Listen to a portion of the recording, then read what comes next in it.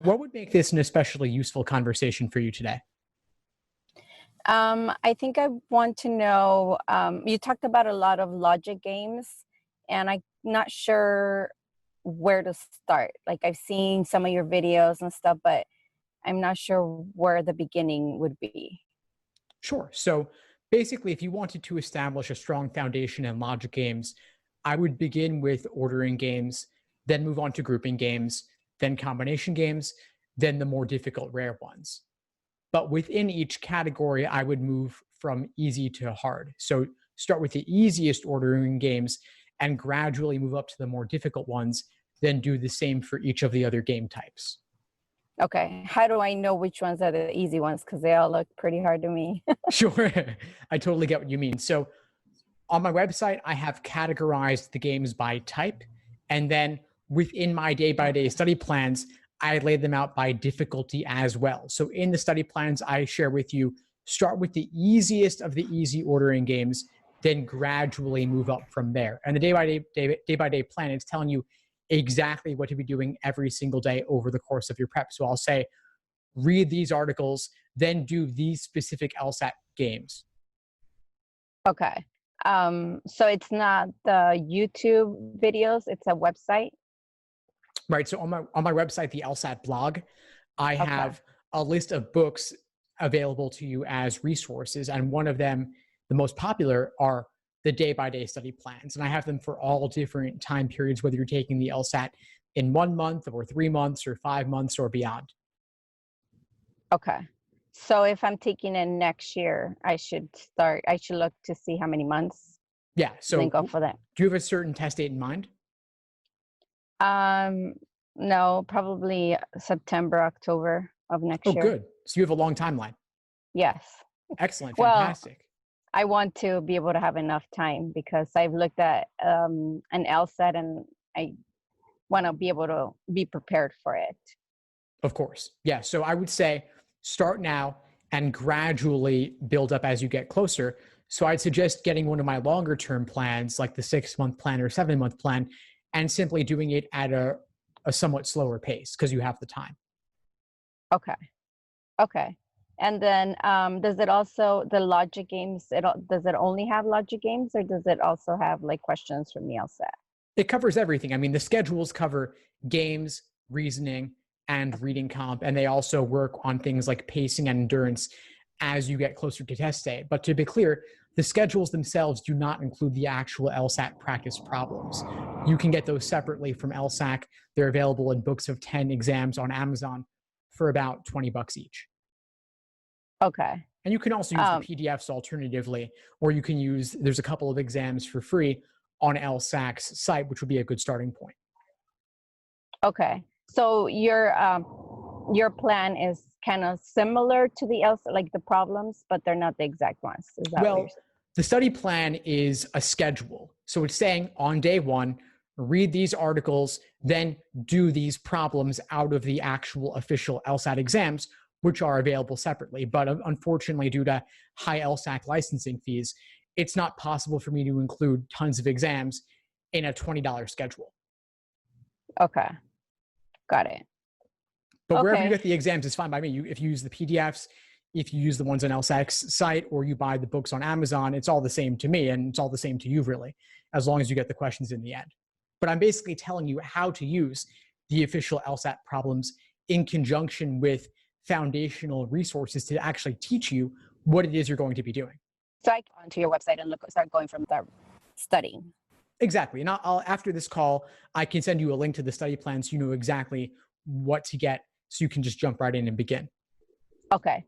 I'm also doing I applied for the UCLA fellowship. Would that be also an add-on to what I'm doing, do you think? Or I don't know if I'll get confused of the way it's taught. I'm not familiar with the fellowship. Can you tell me more? Okay. So it's an intense writing material, and they said we'd go over some of the questions as well on the LSAT, and it starts next January.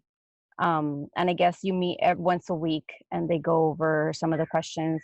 They also go over what what's required and your personal statement, things like that. Good. So it sounds like a useful resource, but that alone, I think, probably wouldn't be sufficient to teach you everything the LSAT involves.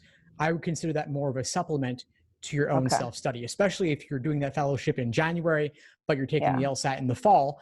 Obviously, there's a lot more work for you to be doing on your end to achieve your fullest potential. So I'd say that's just maybe some extra LSAT practice, but your own self-study should be the primary focus. Okay. So it's basically do your own study plan and try to do it as you go, and then keep adding as you're Exactly. learning. You have to. I mean, to achieve your fullest potential, you can't rely on any class, especially one that simply meets once Yeah. a week. It's kind of like it's beyond college. Like in college, let's say you're doing, I don't know, 10 hours of studying or reading for every 1 hour of class time. The LSAT is far more difficult than any college class. Yeah. So the ratio must be even greater. You got to do even more work on your end to make the most of the time you spend in class. Got it. Okay. Okay. Yeah, I've looked at some of the questions and they, it's kind of hard, but I realized that there's a skill to it. So hopefully this will help me learn that skill that I need. Absolutely. It's like learning a foreign language. And so Okay. any diagnostic you look at initially is going to be a little bit discouraging because it'll tell you what you already know, which is that you don't know the language of the LSAT yet. Right. But you can learn it, and everyone kind of has to go through the same process, especially with something as unfamiliar as logic games. But they are Yes. the most perfectible section. You just got to put in the time to learn the patterns. Okay. So do you on the plan, do you start with the logic games or with the reasoning? I start with the games because they're typically the most intimidating at first, but they are the most learnable section. I then move into reasoning, then finally reading comprehension. But the schedule is more important for the level of specificity it contains about what to do than the particular day-by-day breakdown. So if you wanted to, you could jump to a different portion if you want to focus on that particular question type. It's really up to you. The schedule is meant to be a framework, but of course, you're going to want to adapt it to your own particular situation. Okay. That sounds really good. Okay. Thank you. Of course. What other questions do you have for me? You talked about using scratch paper. Yeah. So I've heard that the last time they had the LSAT, that somebody took an LSAT and it was on the computer, there was a lot of issues. So should I rely on just bringing my own scratch, or I wasn't sure of what you meant, like getting used to using scratch? Sure. So on the new digital LSAT, it's being administered on a tablet specifically, and they give you a booklet of scratch paper of about 12 to 14 pages to use separately. They're not going to let you use your own scratch paper because they're worried about security. Maybe you write something on it or something. So they'll give you a booklet from them, and it's not unlimited, but it's more than enough. And so I would recommend you do all your note taking or diagramming to the side in that booklet of scratch paper. Okay. As opposed to just a long piece of paper, is that what it is?